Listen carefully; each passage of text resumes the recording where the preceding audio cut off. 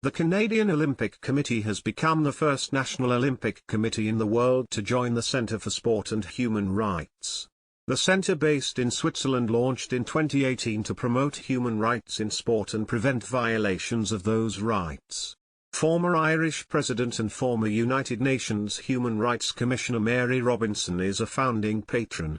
Canada's Olympic Committee joins World Rowing and the International Field Hockey Federation, as well as companies McDonald's and Airbnb, among organizations who say they're committed to both recognizing their human rights responsibilities in sport and ensuring responsible practices in sport sectors.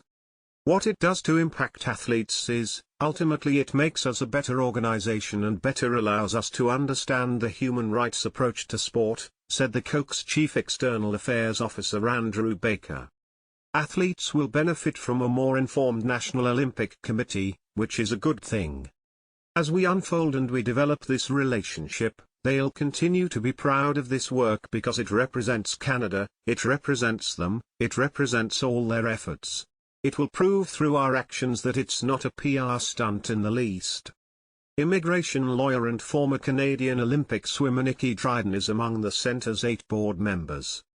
The Human Rights Centre is also working with 4 of 16 FIFA World Cup 2026 host cities, including Toronto, to advance child rights, safeguard child participation in sport and to influence municipal decisions that impact children's lives in sport.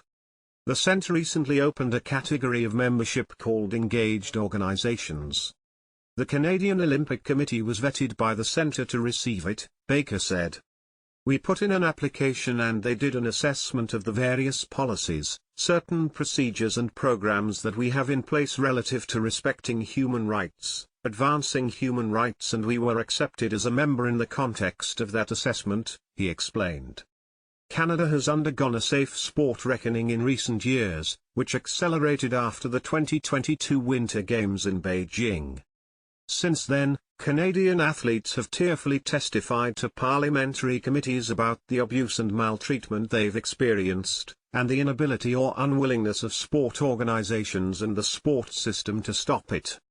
The federal government has introduced various measures to address what's been called a safe crisis, including the announcement of a commission, but stopped short of a national inquiry called for by some survivors and a former sports minister.